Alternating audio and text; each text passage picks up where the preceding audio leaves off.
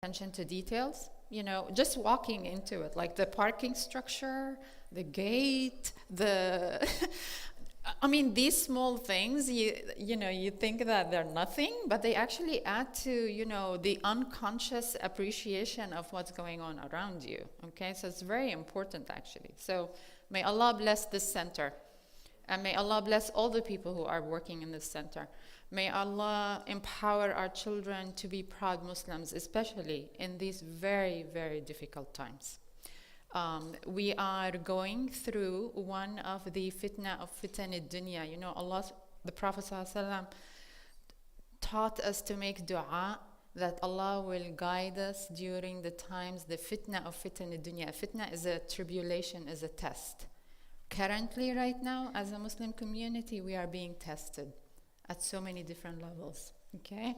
And one of them, the major test for me in these difficult times, is the test of identity and the test of belief. That's, for me, is the biggest, concern. So may Allah steady us on the straight path, we and our children and our spouses. Okay, moving on. So I've been a therapist for a while, and we've studied emotions, of course, in my course of master degree. Subhanallah, but as you go through life, you add layers to your understanding. So I feel that I've come at a certain understanding of emotions that is somewhat deeper than what I had in the beginning of my journey, and definitely way deeper than before I started my counseling journey. And I feel that learning and understanding emotion is a critical piece of self-awareness. And that's why I'm focusing nowadays on really putting effort into spreading this understanding within our community, especially because our community does not necessarily acknowledge feelings as much, because we take it that we need to kind of like suppress, our feelings. And there is a difference between suppressing your feelings, basically denying them and dismissing them, and acknowledging them and containing them. There's a huge difference between the two. So I am hoping by the end of today, you will have a better understanding of how can you actually understand, contain your emotions in a healthy way, inshallah. I'm going to begin by something I've recently come across, which is a saying by Imam Abu Hamid al-Ghazali. He says, "A'raf nafsak, a'raf Allah," which basically translates into know yourself and you will know Allah. Powerful. Have you ever, even thought about that?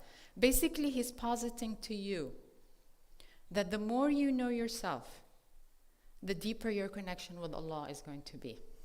So this whole psychology is not like really necessarily babble, okay? It could be part of your connection with Allah subhanahu wa ta'ala. And that's where I'm coming from. And that's what I'm inviting you to begin, or to take this information as a piece, one small piece, in how you are connected to Allah subhanahu wa ta'ala. So why emotions?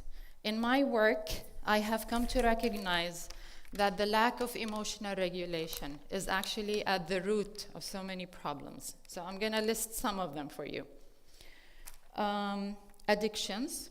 I think everybody kind of understand that. Like, yeah, of course, if someone is addicted, and there are so many sorts of addictions, drugs, gambling, pornography, which is unfortunately on the rise in our community, even shopping addictions, any kind of addiction is basically a reflection of lack of emotional regulation.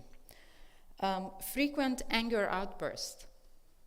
I guarantee you, everyone in this room knows someone who is characterized by anger in their life.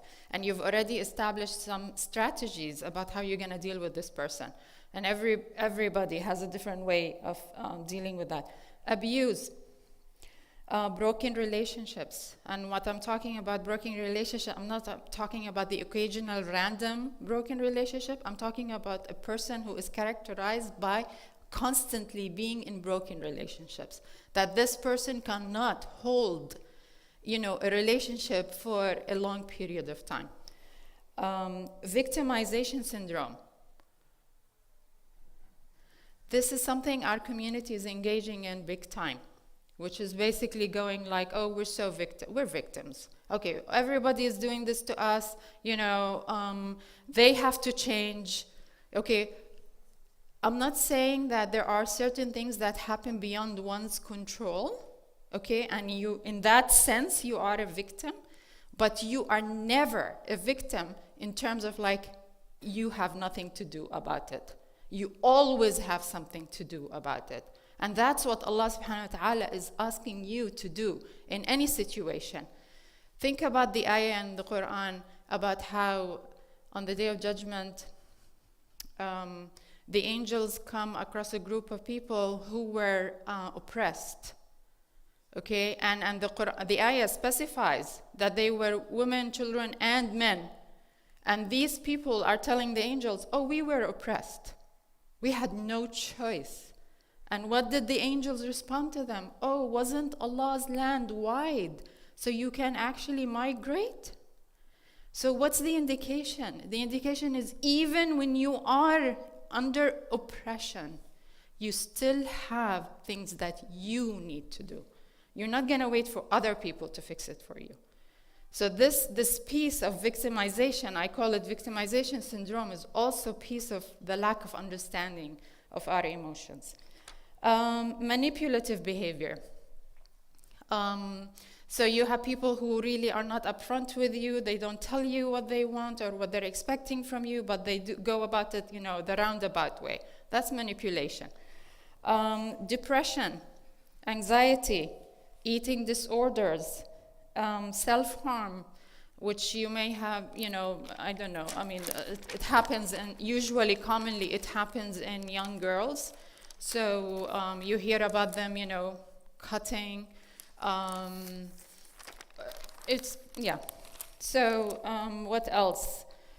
Constant blame and criticism of others, which is related to the victimization syndrome, but that's also a reflection of lack of emotional regulation. Bullying, and the last two, which we see on a wide scale, is mass shootings and terrorism.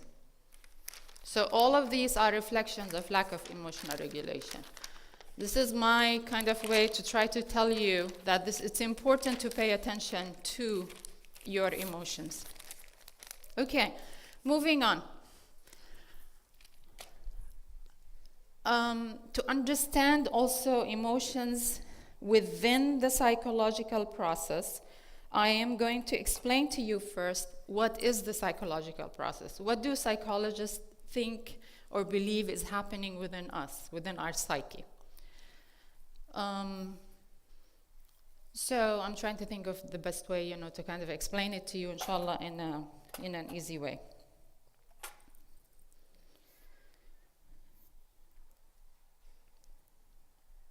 So I'm going to posit to you, let's imagine this is like a human being, okay?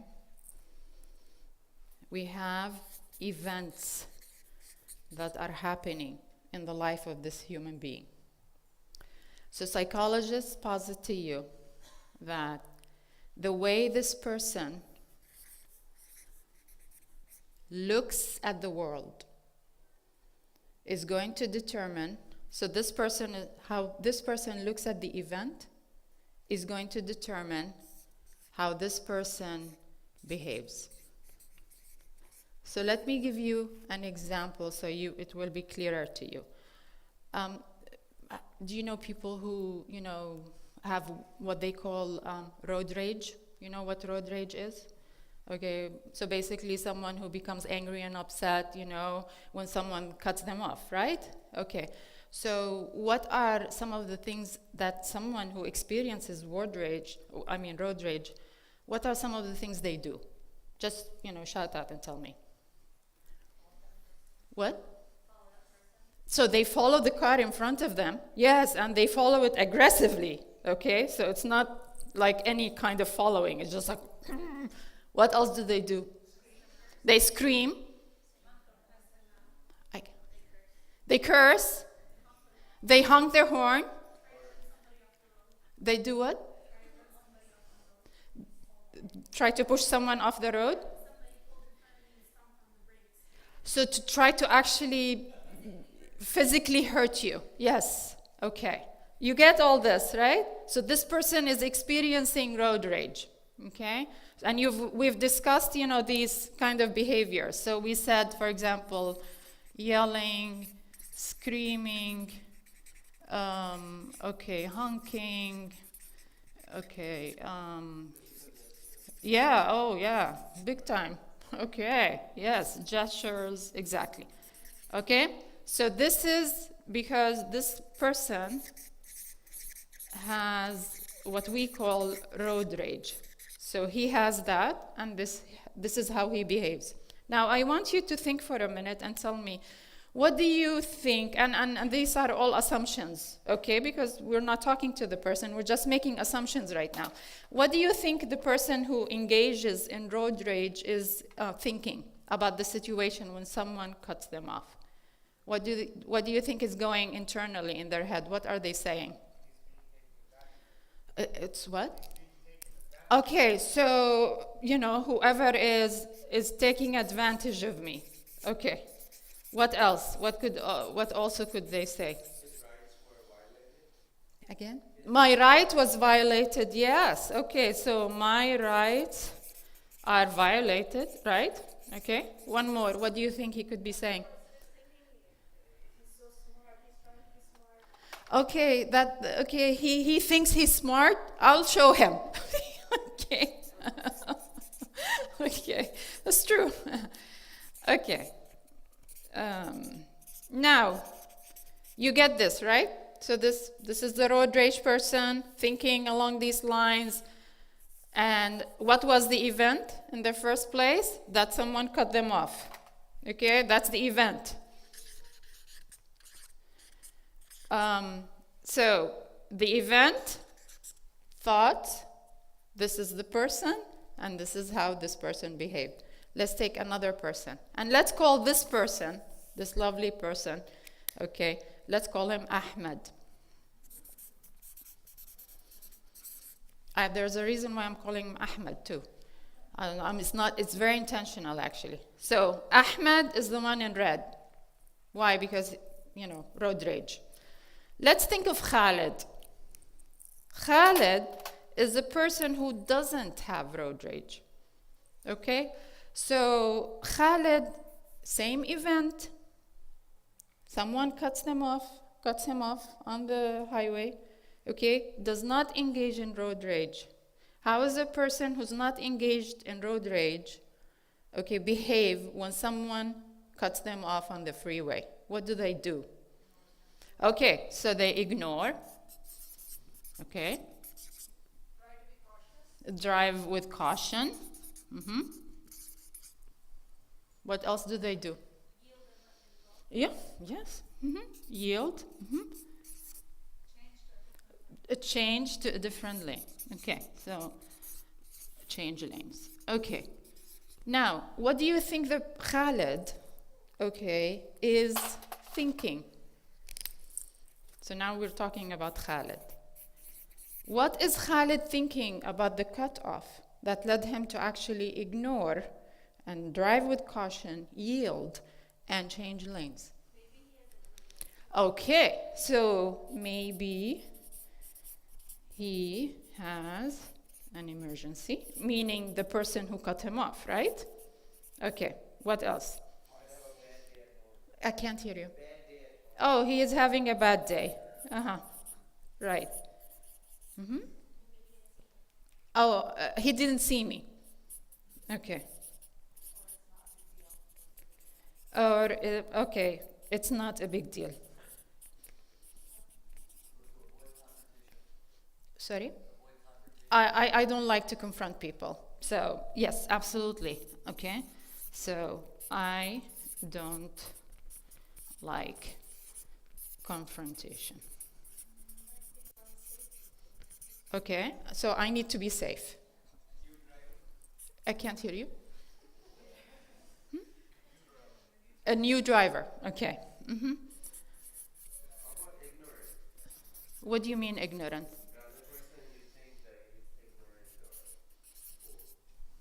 He's, the other person who's engaging in road rage is ignorant? I mean, okay, so we said new driver, and we're adding one more, which is ignorant. Okay, this is Khaled, right?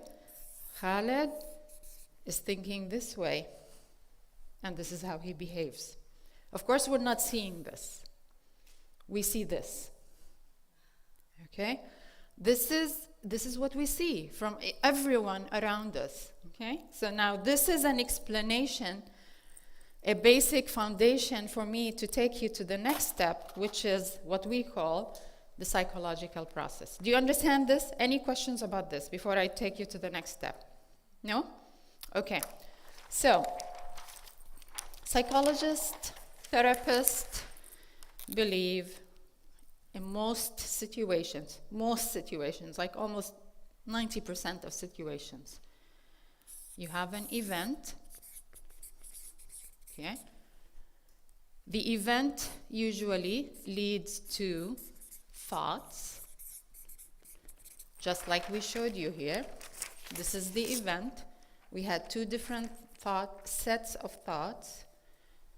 This is the person and leads to different behaviors. So, event leads to thoughts, and then we believe they lead to, okay, I'm not going to say, emotions, some kind of emotions within you, and then they go into some kind of decision. Okay, and the decision could be a behavior, could be another thought, it could be another emotion. It varies. Okay? This is, in a nutshell, kind of like the basic core piece of psychological process, and it's a very important piece for you to understand. They also posit that events, by their nature, are kind of neutral. We are the people who either make it negative or positive, depending on how we think about it. Okay, and this is kind of also what we expressed here. Okay, so it's the same event. Ahmed's thinking made it a negative event. Khalid's thinking, on the other hand, made it a neutral event. Let me give you another example. Yes?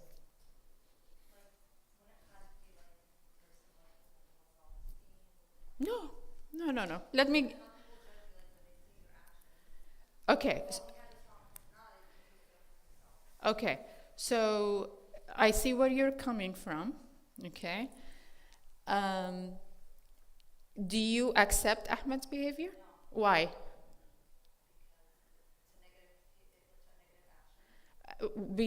Beside that, why else would you not accept his behavior? It's harmful to others. Okay.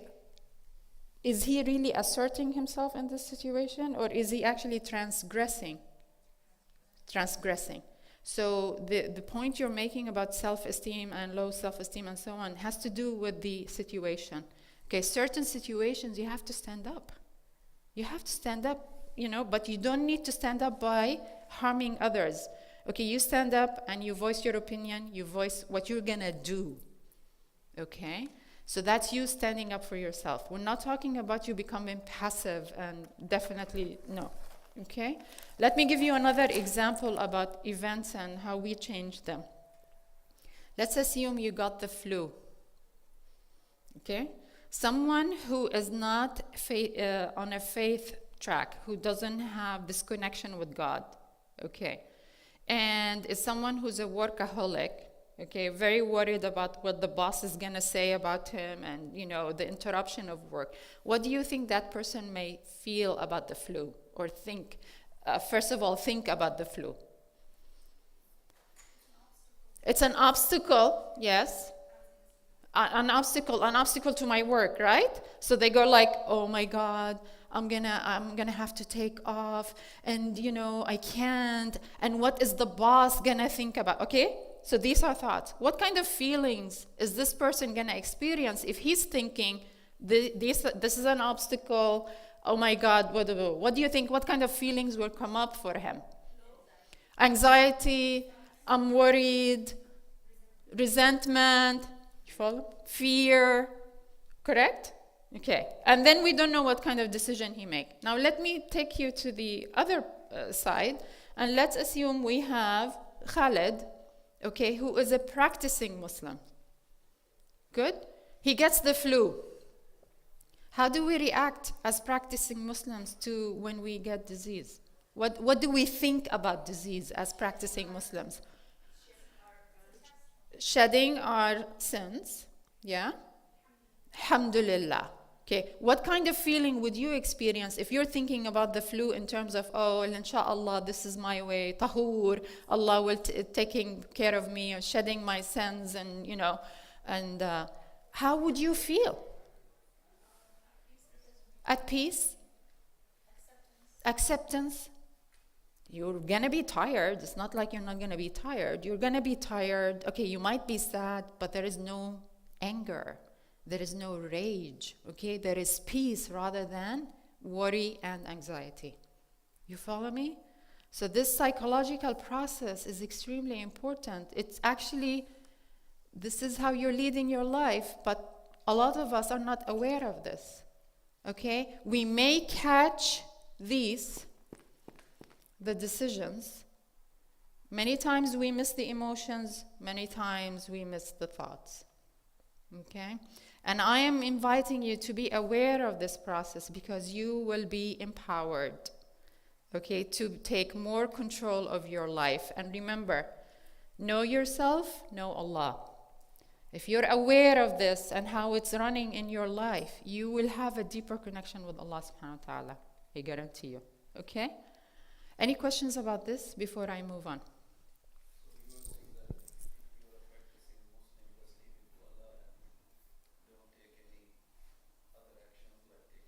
No. Thank you very much. Thank you for raising this point. Okay, so as a practicing Muslim, I took it that, okay, flu, inshallah, is a chance for me to shed my sins, and may Allah, forgive me. I'm feeling, at peace, okay? This is the decision. What kind of decision am I going to make? So again, based on my understanding of Islam, I know that Allah subhanahu wa ta'ala has told me I need to take action, right?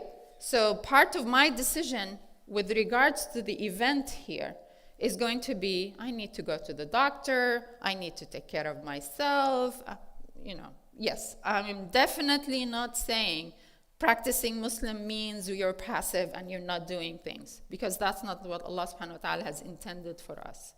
No. He told us to be active. He said, I will not change the state of people until they change themselves. What do you think that ayah means? It means look at the event, understand how it's impacting you, and make a decision. It's up to you. I'm not going to bring down the angels to help you without you actually exerting effort. The first step has to come from you, because how would I know that you are sincere about the effort and the change? I need you to take effort, even if it's small. Remember in Surah Maryam? When she's about to have the baby, and what does, the angel tell her? He tells her, shake the tree so that the dates will fall. Think about it.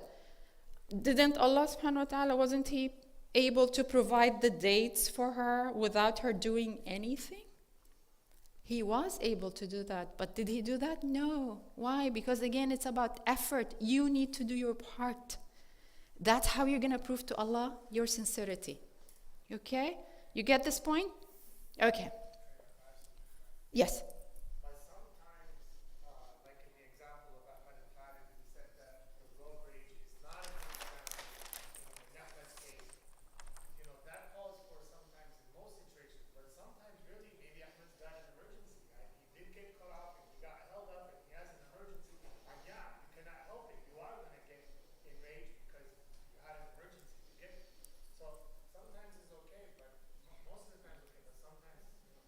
Okay, so let me just quickly take you through your example.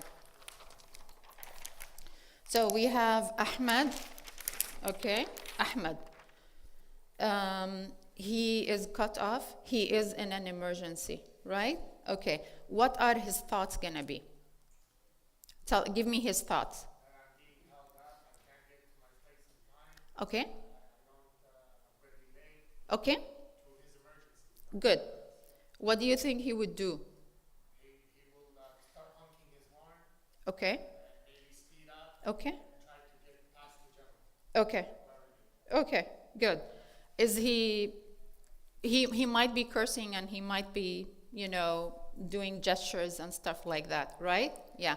But if we take it a step further, for someone who is really deeply, deeply, deeply connected with Allah subhanahu wa ta'ala, just for a minute, okay? He is in an emergency, but he understands that Allah subhanahu wa ta'ala is the supreme, okay? He understands that even this person who cut him off was part of his qadar.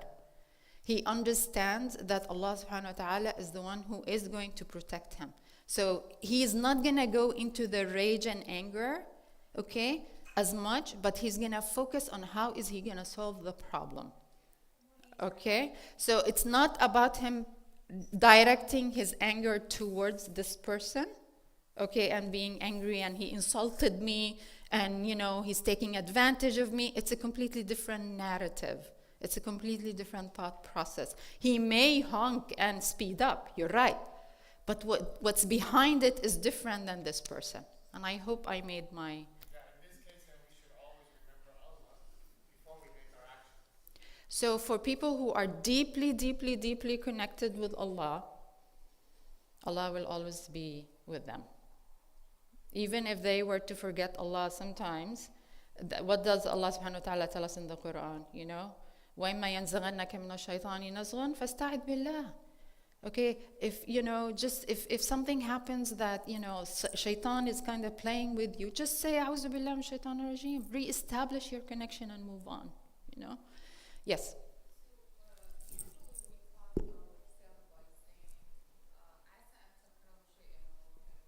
True.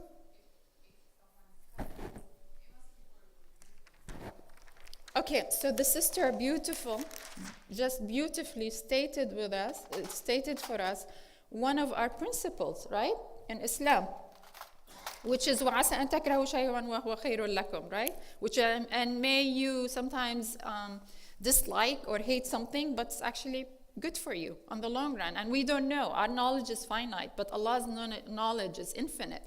What the sister gave us right now is an example of what we call in psychology the belief. The belief, and I'm not talking specifically about the religious belief here, okay, even though in this situation it is the religious belief. The belief is the underneath all of this, okay? So the belief about yourself, the belief about the world, the belief about what's your purpose here is the thing that determines how you're gonna think about the situation. Do you get this? This is very also important. This is the basis. We all have beliefs about the world, about ourselves, about other people, about purpose, about what drives us, about motivation. And these things here are the ones that are going to determine how you think about the neutral events. That's what... Exactly.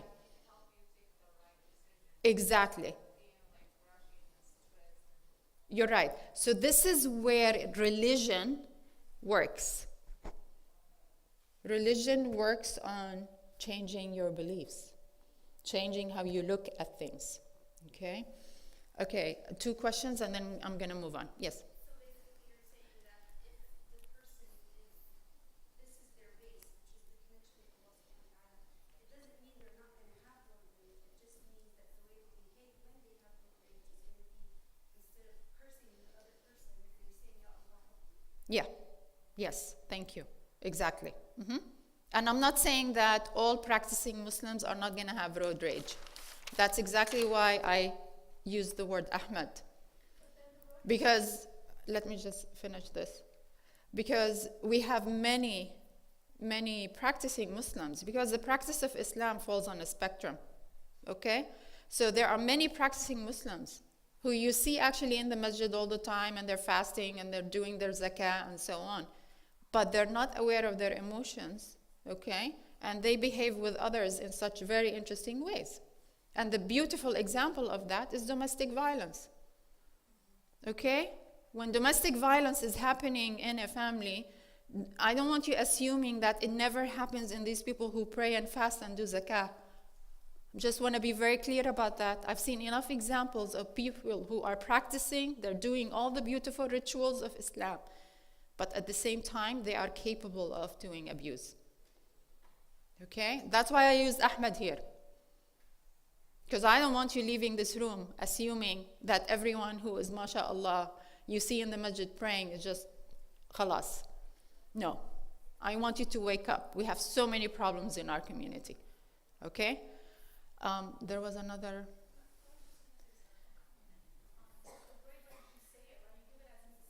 Yes.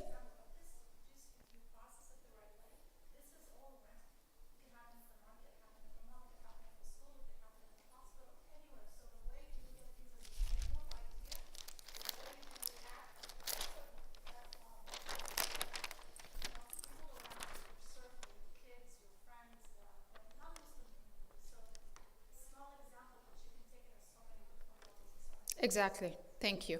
I listed already for you examples of that. Thank you very much. Did you have a comment?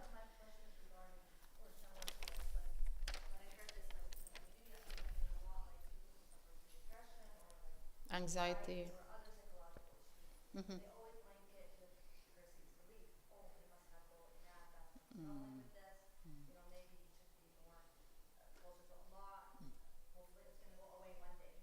Okay.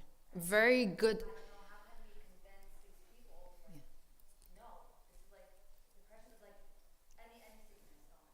Yes.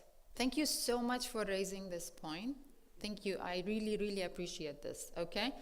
Because with depression, okay, we have states or situations where it's biologically based, and you actually do need medications for that. Okay? So just telling the person, get over it, be strong, and just connect with Allah and pray more is not going to solve it. It's yeah. So thank you. So there is that piece about depression. There is also another aspect of depression that is kind of not necessarily, even though it just becomes tricky, but it's really more based on how the person views the world. Okay? So I'll give you an example. There are people who are practicing Muslims. Let me just give you this example. They're very connected to Allah. Okay? They're doing the prayers, salah and everything. But they're depressed. And you know why? Because they have erroneously somehow got the idea or the message that just by them being practicing Muslims, Allah owes them. And don't tell me that I have them in my office. They come and tell me, why is Allah doing this to me? I have never sinned. I'm dead serious. I have never sinned. Why is Allah doing this to me? You follow me? So they're practicing Muslims, but they have this piece in their belief system, okay, here, that needs to be tweaked. And that small piece is leading to the depression. Because they believe they are entitled. And you know which ayah they use for me? They tell me in the office,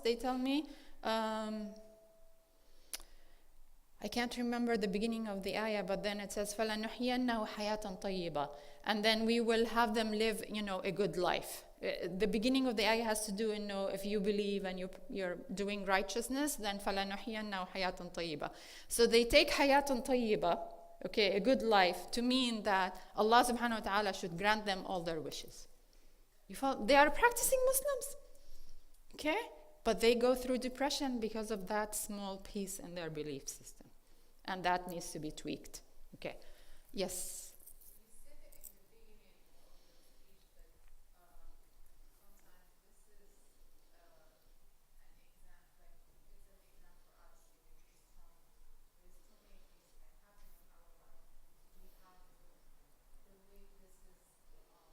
Tribulation, a test from Allah subhanahu wa ta'ala.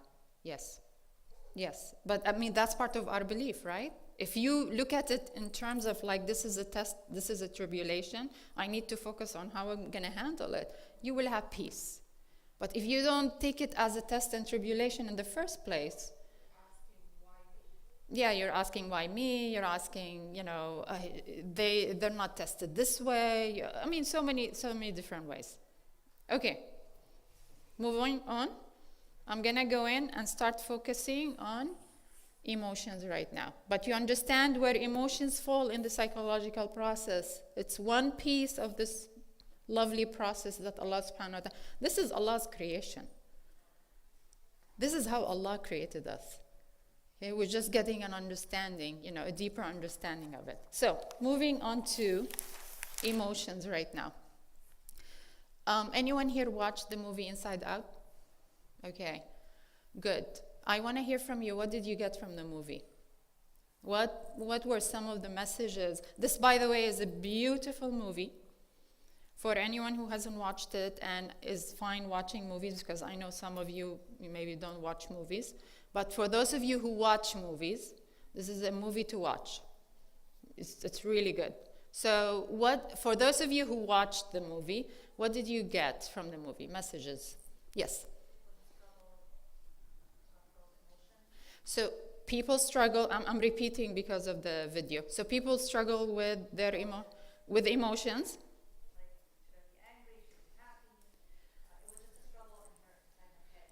Which happens within us, okay? When we are going through a traumatic event. I bet you, all of you, after the San Bernardino event, I'm sure every single one of you here in this room went through a roller coaster of emotions after the San Bernardino event. Why? Because it was so close to home. And it shook us at so many different levels, okay? And I'm sure every one of you went through different emotions. There was anger, there was outrage, there was confusion, okay? We felt lost because we don't know exactly what happened. We didn't know if we should believe what we're hearing on the media. We also didn't know how to react. Some of us were scared, okay, and stayed home. Some of the sisters thought of removing their hijab. I mean, there were so many things going on, and it's the same. Yeah, I'm not going there right now, but you're right. But that's a completely different session. Okay, I'm not going there today. Okay, so let's go back to the movie. I asked for the messages, and you said there are many emotions that go through us and war through us depending on the event, depending on the situation. What other messages did you get from the movie as well?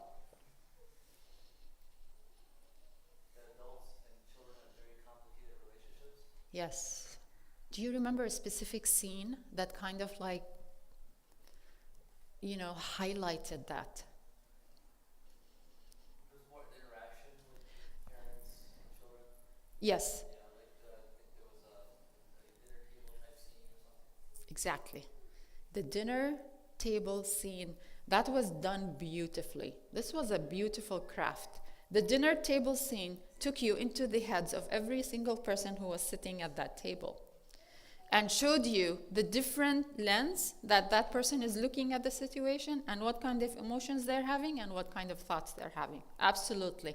The father, mother, and the child were looking at the situation from 3 different angles with 3 different reactions.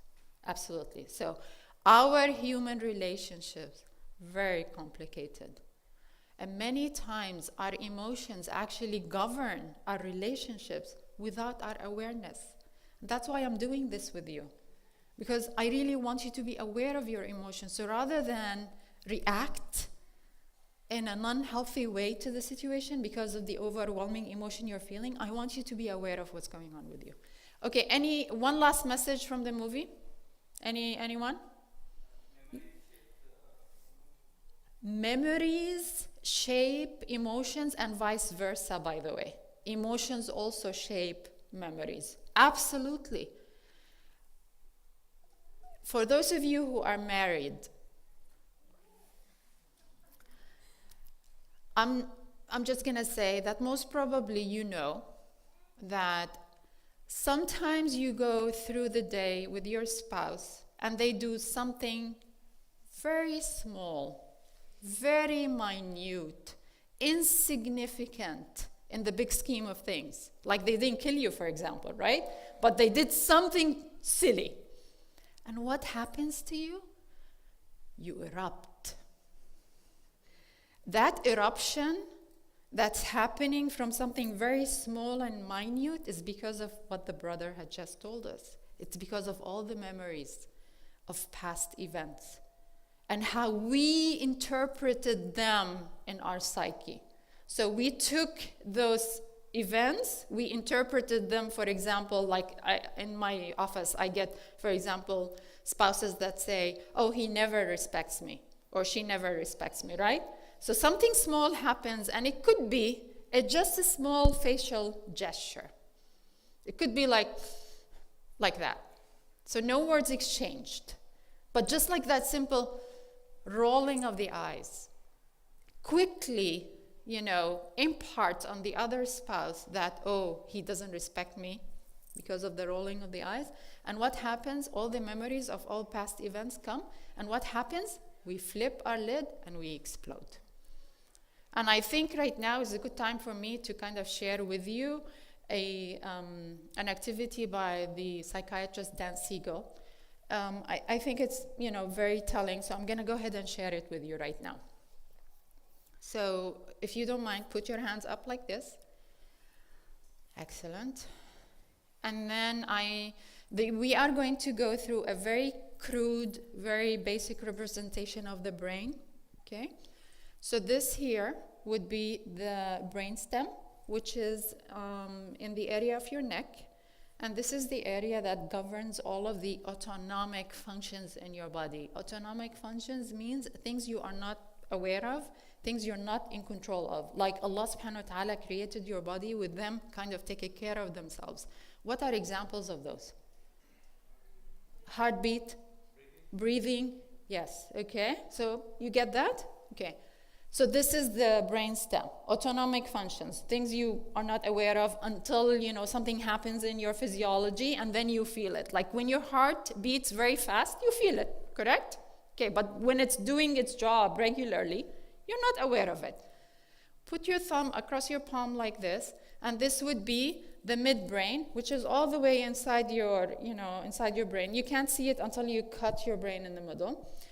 This is what scientists are discovering right now, is the seat of emotions and memories. Exactly what the brother told us. In the movie, they showed us the interactions of memories and emotions because they have the same center in your brain. Put your fingers over your thumb like this, and this becomes the cortex. So when you see pictures of the lovely brain that go like these, the gyri, so this is the cortex. This is where all the conscious thinking is happening. This is where you can hear me. This is where you can see me. If you smell something, all of it, all conscious thinking is happening in the cortex. Correct? With me? And these fingertips would be what they call the prefrontal cortex, which is right behind your eyes and the forehead. Okay? And this is the last area in the brain to mature. So they're saying sometimes it takes up to the age of 30 even for this to complete maturation. This is the area that they call is like the, if you will, the executive function of the brain. This is the area that controls your decisions. Moral decisions, emotional regulation is happening here. Kind of like getting and perceiving how others are feeling and thinking is happening here. That it's a very important, if you will, center of the brain. And remember, it's the last one to mature. We say when we get angry, we flip our lid. So what got exposed when I flipped my lid? The midbrain, which I told you is the seat for what? Memories and emotions. So you know now when you get angry, why you get into fury quickly. Okay? Because it's not fueled by specifically what's happening in this moment. It's fueled by even past events because the memory is fueling further emotions. So let me just give you quickly. So for example, you feel insulted, let's just say. So something happened, you felt insulted with a specific person. So the memories of past events where you felt insulted with this particular person are going to come to the forefront. And they're going to fuel further rage and further anger for you. Okay? Now, what did the Prophet ﷺ tell us to do when we are angry? Sit down, stand up or change your position, lie down, drink water. What? Say أعوذ بالله من الشيطان الرجيم. Make wudu. What? Pray. You see all of the things, mashallah, you mentioned. They all involved the cortex. You cannot say أعوذ بالله من الشيطان الرجيم. You cannot pray. You cannot make wudu. You cannot change your position. You cannot sip water. You cannot do any of this stuff unless you engage the cortex, which is where the conscious thinking is happening. The conscious demands are happening. And what have I done when I engage the cortex? I covered the memory and emotions. So I cut the line to further anger. You follow me? You see how belief, and again, I'm not talking specifically about religious belief here, but in this situation with the example of the Prophet ﷺ, if you are making it a point to follow the sunnah of the Prophet ﷺ, okay, that's part of your belief. So when you experience anger, and when you follow the sunnah of the Prophet ﷺ, what are you doing? You're helping yourself and you're helping all these relationships around you. Do you get this piece? For me, this was profound. Because for me, this was like, oh, at the time of the Sahaba and the Prophet ﷺ, we just had these rulings and, we're just following them. Even the whole Muslim Ummah was following these rulings for like 14 centuries. But did we understand deeply why? No. We're just understanding it now. Just profound. For you to appreciate the wisdom of our tradition. There is wisdom behind all of these rulings that maybe some people don't understand, okay? But there is wisdom. Okay, so going back now to Inside Out, the movie. What emotions did they share with us in the movie? What did they tell us? What emotions did they highlight for us, if you will? Okay, so yeah.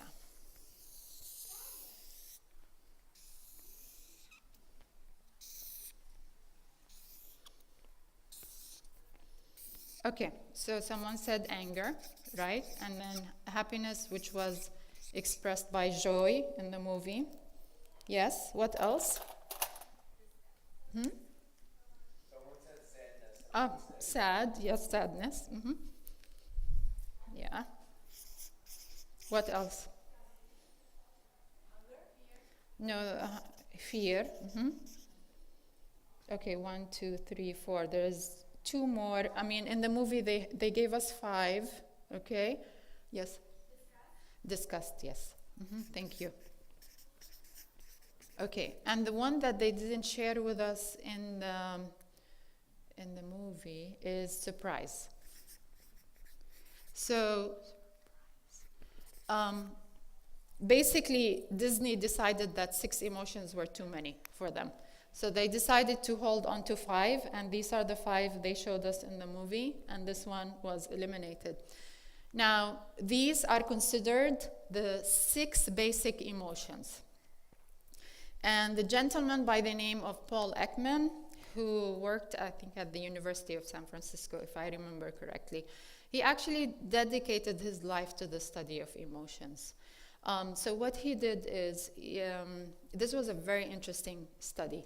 He took pictures of some of his graduate students with different emotions.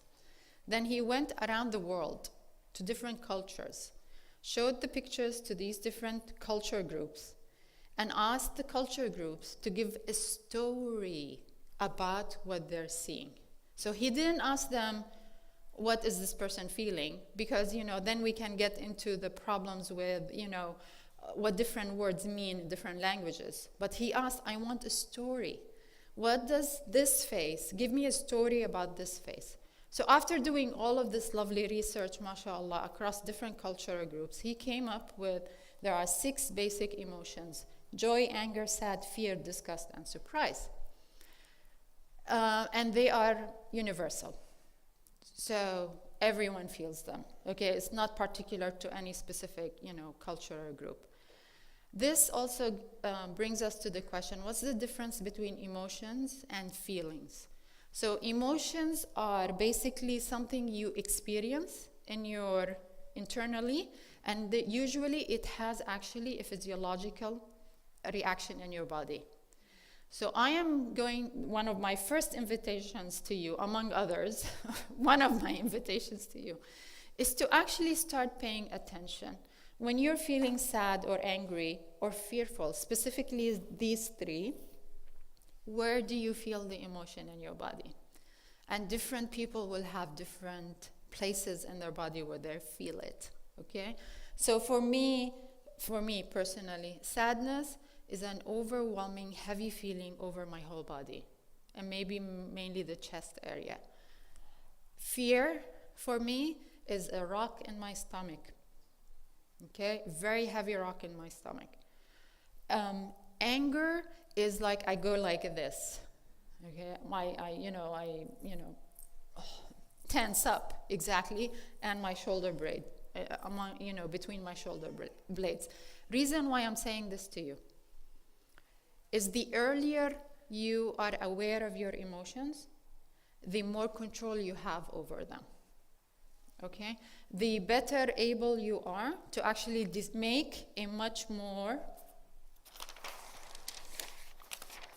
a good decision here, okay? If you become aware of these as early as possible, you're gonna make a better decision here. You follow me? That's why it's so important to pay attention to where you feel it in your body. Now, so emotions are these inner states that you feel in your body. Usually there is a physiological reaction to them. Feelings, and the English language has about 255 words describing different states of feelings. When we are talking about feeling, we're talking about one of these 6 emotions, but added to it, there is a memory component, there is a thought component, so it's much more complex, feelings, okay? It's not only the basic inner state that you are experiencing. That's the difference between emotions and feelings. Okay so far? You with me? Okay, so we're moving on to the last piece now of today's presentation, which is how do we deal with emotions? Okay. How do we basically do what I call integration? How do we integrate our emotions? How do we handle them? So I have 3 steps for you. Identify, express, and contain. Let's begin by identify. Very simple. Identify, I'm inviting you whenever you're experiencing an inner state to actually check in with yourself and see where are you in this pie chart. If you want to even make it simpler, okay, focus on 4 emotions, if you will, okay? 1, 2, 3, and 4. The joy, anger, sad, and fear. These are much more critical in your daily life and in your relationships. So if you're in the beginning, people who haven't done a lot of emotional awareness, they go like, oh, I don't know what I'm feeling. So ask yourself the question, am I feeling joy? Am I feeling anger? Am I feeling sad? Am I feeling fear? I mean, if you limit it to these 4, you can easily come up with an answer. Okay, so that's my first invitation, with the identify, check in with yourself at any given moment. What am I feeling? Okay? Next, express. With express, we have 2 kinds of expressions. There is the personal expression to yourself, which is very important, and people dismiss it and they don't engage in it, and that's the one I'm inviting you to do all the time, is to basically say to yourself, okay, I am feeling sad because my husband didn't bring, feeling sad, or I'm feeling angry because my husband didn't, do the grocery before he came home, what have you.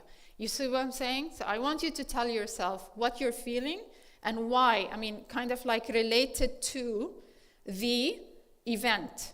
Now notice how I'm saying, I am feeling sad because my husband did not do the grocery before coming home. Let me give you the example of what people do, at least nowadays. This is what, my husband made me angry. This is very common. I hear it all the time.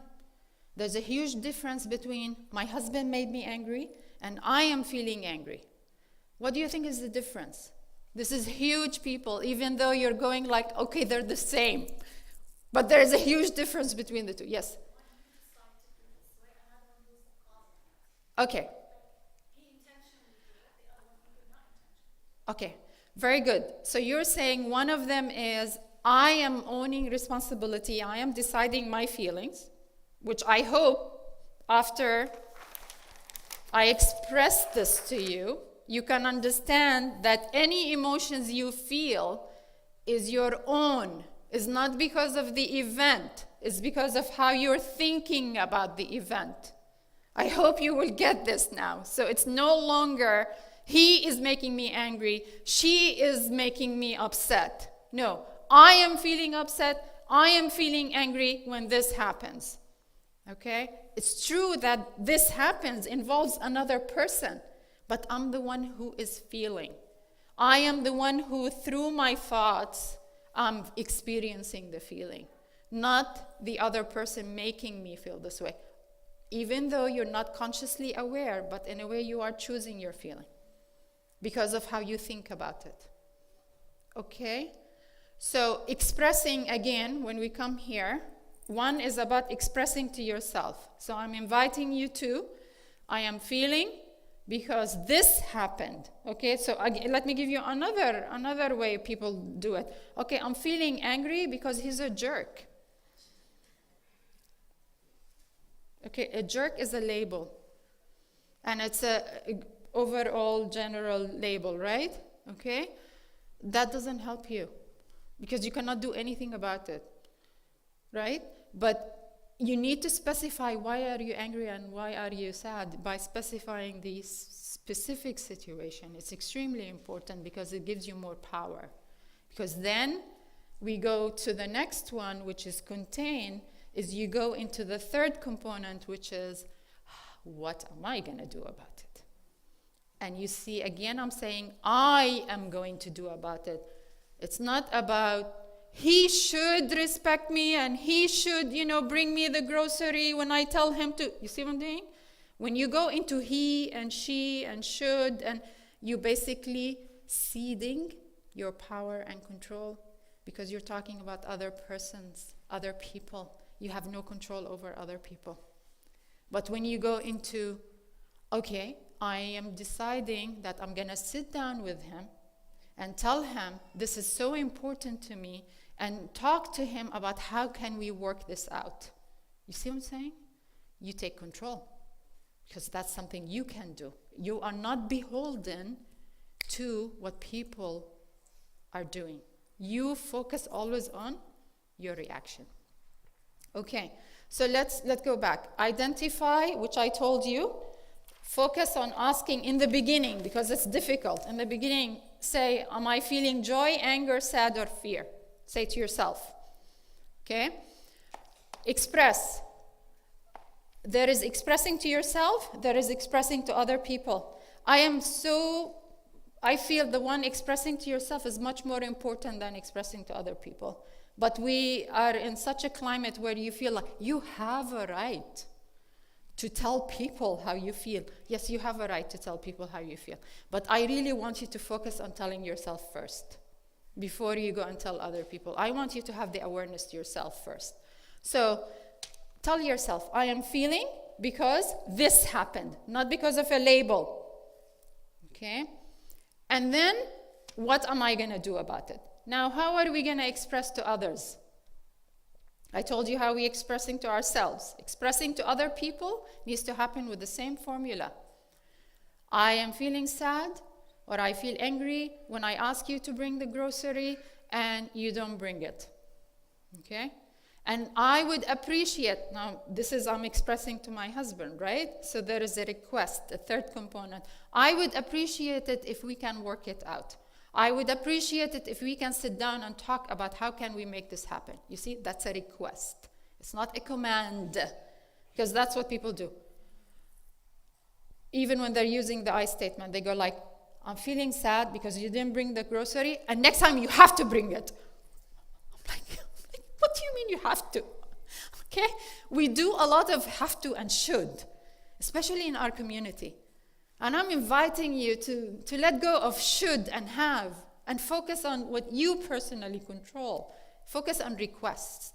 Focus on how you're going to work together to solve a problem rather than it has to be solved the way you want it to be solved. Listen to the other person on how they, are suggesting solutions. Okay? So you get this? Identify, express, and contain. Now, let's go more into contain. So we shared the prophetic wisdom in containing anger, right? We all heard it a while back. In addition, imagine that your psyche is like this kind of container. You're going through your daily life. You're using up the energy in this container, which is your psyche, okay, to deal with life. So from the morning until you sleep at night, you're just using up this energy in your psyche to handle daily life, okay? So it's being used, okay? For those of you who sleep well, alhamdulillah, sleep will kind of rejuvenate you and fill up your cup. So next morning you can wake up, and go through the cycle again. I'm inviting you to take care of this container, which is you and your psyche. You want to have a deep connection with Allah, just like in the story of Salman al-Farisi and Abu Darda, you have to take care of yourself. Meaning what? You really have to dedicate part of your day to doing something that works for you to fill up your container. And I don't know what works for you. Different people have, different things. But let me hear from you. What works for you? To take care of yourself, emotionally, physically, and psychologically. Running, physical activity and running. I can't hear you. Eating your cornflakes and watching TV. Yes? Mm-hmm. What else? Anyone else? What do you do to take care of yourself? Yes?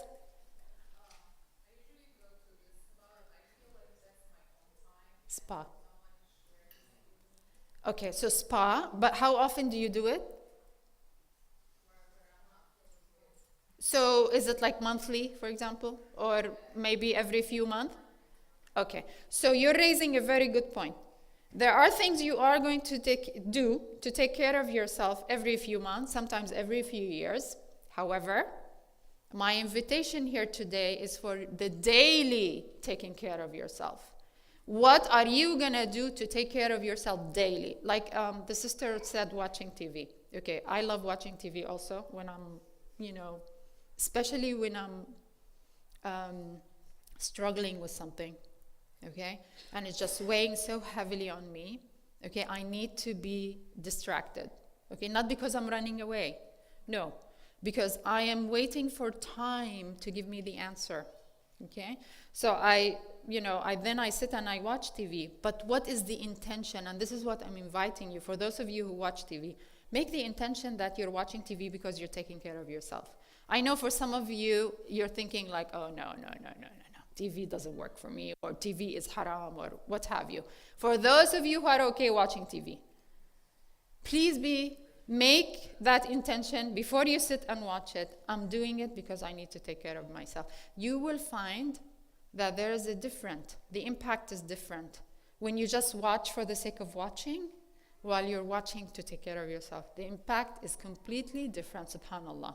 Okay, so let's go back to examples of how you can take care of yourself.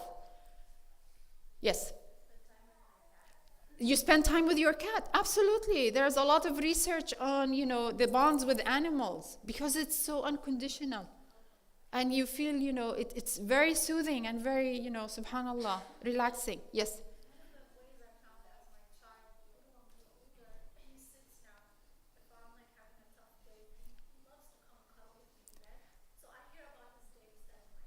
And you calm down. So you go into a state of gratitude. Isn't it?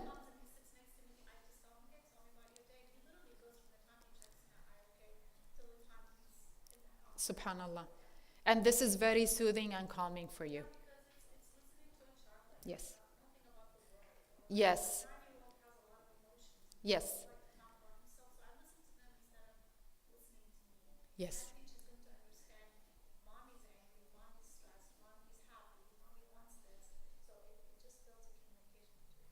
That's beautiful. So spending time cuddling with your son, listening to his day is very soothing and peaceful for you. Nice. Yes. I would like to say that I agree with all of the women and all their suggestions are beautiful. I happen to think that I'm going to speak on behalf of my husband who's not here, that a lot of the time I think men don't know how to take care of themselves because they sense that they must be productive and they have to have purpose in their taking care of themselves. You're right. Something they can quantify. You're right. And I find that even when my husband goes out of the box and says, I'm going to go out with the guys tonight, I start to feel a little bit neglected and think, wait a minute, why are you doing something for yourself without me? So I think I feel for the guys more, and I want to hear from them how they can also contribute to the conversation so that we can understand as women how that is to be So for your husband, going out with his friends works for him? Yeah. Okay, good. And you're coming to respect that and accept that? Alhamdulillah. Okay, great. So she would like to hear from you guys. What do you do to take care of yourself? Yes. Usually what I would do or what I do is that I split these 2 weekends, like Saturday and Sunday. Uh-huh. Like Saturday is for the family. Okay. My kids were here, my wife. MashaAllah. And Sunday I play cricket. You play cricket? Like a baseball, yeah. Oh, that's amazing. So Sunday, That's great. this way the families have, the kids have Saturday. Yeah. I have Saturday and I have Sunday. I love how you are kind of like very cognizant about fulfilling your responsibilities. So you've dedicated, Saturday for the family, and the family knows that. And they appreciate that because they know this is their day. And they also appreciate that Sunday is your day and you do cricket. That's beautiful. Okay. Communication on Friday, that's what we are going to do. So you communicate on Friday. Because on the day, if you tell them on Saturday or Sunday what we are doing, they sometimes don't accept it. So Friday, that's the time. Very wise. Well done, well done, well done. Children need to know ahead of time. Because sometimes a lot of us parents, they go like, oh, they just have to follow us. No, they're going to give you a hard time following you. So do what the brother is suggesting. Give them heads up. Heads up. Absolutely. Minimize the resistance. Any more from the brothers? What do you do to take care of yourself? Play video games. I know, a lot of, young, in the young cohort, that's very soothing for them. One of my sons was into video games. It was a big deal for him. Continues to be a big deal for him. But yes, video games. Other things from the brothers? What do you do? Sleep. No, this is important. You're right. Absolutely. You have to give sleep a priority, honestly. If you don't, it's not going to happen. Yes, subhanallah. Anything else from the brothers? I'm also want to know, as somebody mentioned, I'm a runner, so everything away from me on the outside. Run. Nature running. Yes. Very nice. Running outside. Right. So in nature. Not on treadmill. Not on the treadmill, not cooped inside. You're actually out in nature. Being in nature, by the way, and for those of you who didn't some of you got it, some of you did not get it, but we distributed what is like an invitation for how to raise a self-soothing child. I highly, highly encourage you to engage in this because it's going to help you as adults. It's going to also help the children in your family to be intentional about the items on this piece of paper. It's so important, okay? So running, nature is a big piece of this. We live right now in an urban area. For us, Orange County, very urban area. We're disconnected. Everything is happening cooped inside. You don't need to go out and do anything, right? Even deliveries are coming to your home. You don't even have to go out and buy. But what is that doing to you? It's robbing you. It's robbing you of actually experiencing nature. So that's why you have to be intentional about it. And I love how the brother said that he does the running outside. There is a difference, impact psychologically on you, running outside versus running on the treadmill or in the gym or what have you. I'm not saying don't go to the gym, please go. But I'm just saying the nature aspect is, very important. Okay, I know we're nearing our time, so we're gonna take a few questions now. But with this piece, I'm inviting you to make it a point that every single day you dedicate time that is sacred to you to take care of yourself and you figure out what works for you. Me personally, I love to read fiction. I'm not reading productive books. I love to read fiction. So everyone in my family knows 10 p.m. is mommy's curfew, which means mommy's going to her bedroom, she's sitting and reading her fiction, and she's not to be disturbed, because that's how I take care of myself. So please begin to think about how are you going to put this in your daily schedule, and don't tell me you don't have time. That's the first thing that people tell me. You have time. You just have to say no to something else. So eliminate something else on your daily schedule that is not as important. And give yourself that time. And it doesn't have to be long, okay? Like 15, 30 minutes is really enough, as long as you're intentional that it's for you and you taking care of yourself. Okay, questions? Yes? I know that being able to recuperate, especially for your husband, at the end of the day, he needs some time for himself to recuperate from the whole work day.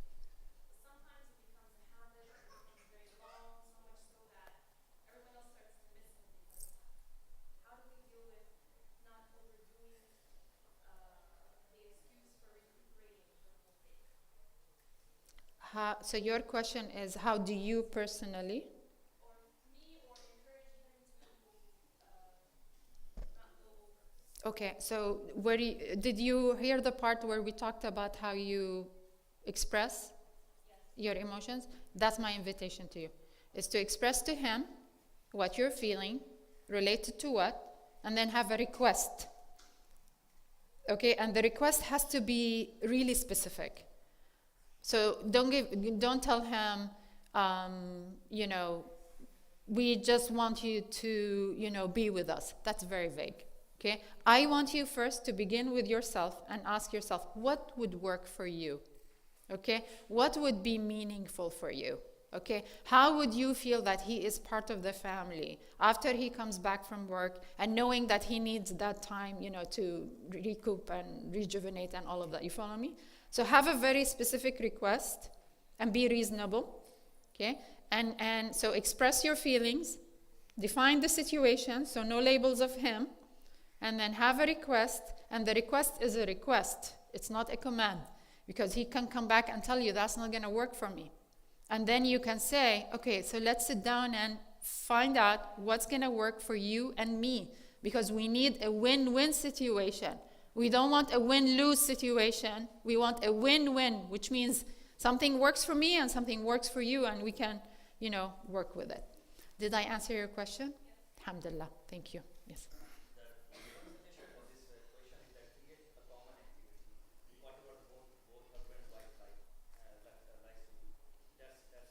That's one way of solving that, yeah. But we don't know what's particular about that family, so they need to come up, But that's a very nice suggestion. Yes. Mm-hmm. Well, to be fair to her question, like with me and my husband, we have to, and I try to be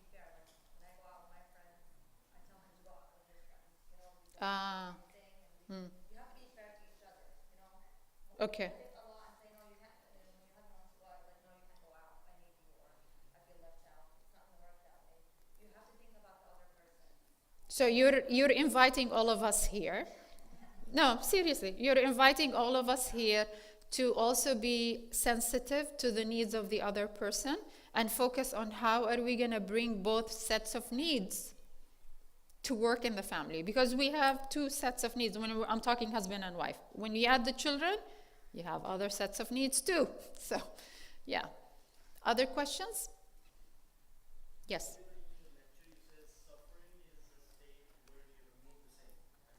Again, say.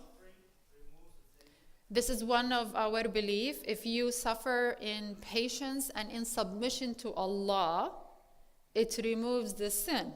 But if you suffer in objection to Allah,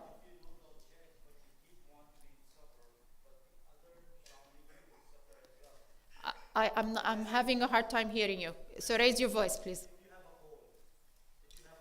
Okay. Okay. You don't want to be pure by taking medicine. Oh. Because you want to be sin-free. Okay. And but in your sense, you are becoming sin-free, but other people are getting some angers because of you sneezing or these things. What do you think? Are you thinking right, or do you have to be removed of this thought that removing the sin? See, it's very hard for me to answer that question without knowing the details of the specific situation. You follow me? I mean, because the different answers will be dependent on different context and different situation. But if we're talking about the belief itself, the belief that I am not going to work on removing the suffering because I believe that Allah subhanahu wa ta'ala is going to remove my sins, and then, inshallah, I'm not going to have any sins before I die. Then what does Islam tell us? What does Islam say about that particular belief? Yes. This is the hadith that one of the prophet's friend, he used to be very sick, and Prophet asked, like, why you are sick all the time? He said that I asked Allah, give me my sins punishment over here. So that's why I'm so sin. But Holy Prophet said, no, you have to pray that whatever life is good for me, I should be alive, and then when the death is good for me, I should die. Did you all hear that? Because that's a principle in our faith. Can you repeat this on the mic so that it will be recorded, please? This is, I think, one of the Sahabas, right? Yeah, it's one of the Sahabi. Yeah. He was, most of the time he was sick, having high fever. And one time Holy Prophet visited him and he asked, why you are always sick? So that Sahabi said that I asked Allah Mia, I prayed Allah Mia, give my all the sins punishment in this world. So I think that's why I'm all the time sick. But Holy Prophet said, no, this is not a good dua. You have to ask Allah Mia, whatever life is good for me, I should be alive. And when death is good for me, I should die. Yeah. And I think also, if I don't know why I'm remembering, he said, رَبَّنَا آتِنَا فِي الدُّنْيَا حَسَنَةً وَفِي الْآخِرَةِ حَسَنَةً, in reaction to this too. It's just like we, in our faith, we are not encouraged to ask for suffering. There's nothing in Islam that says you have to go and ask for suffering. Nothing like that. Allah, on the other hand, says, when you are given suffering, then you deal with it with reaction and with patience. With patience and action. He actually wants you to fix it. He doesn't want you to be passive, because passivity is not a character of the mu'min. It's not a character of the believer. Yes.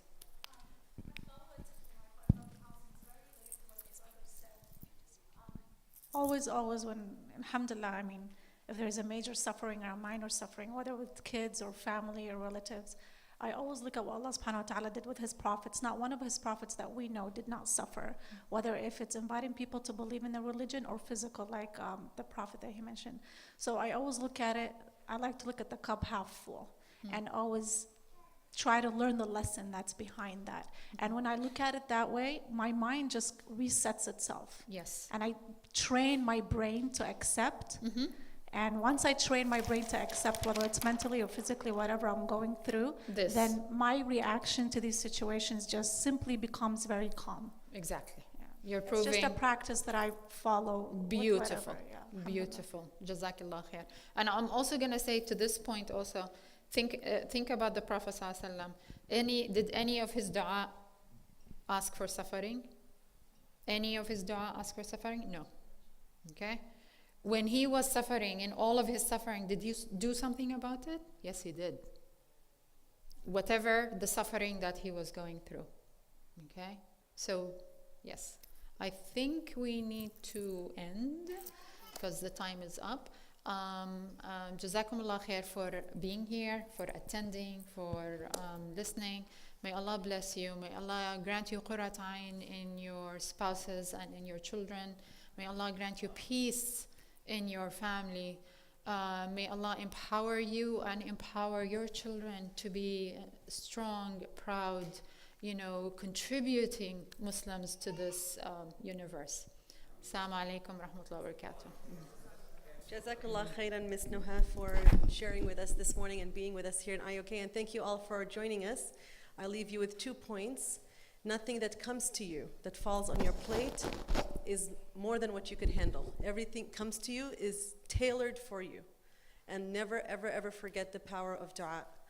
And inshallah, as Ms. Nuha said, take care of yourself first. You can't give it to others if you're not giving it to yourself, including your kids, your husband, your family.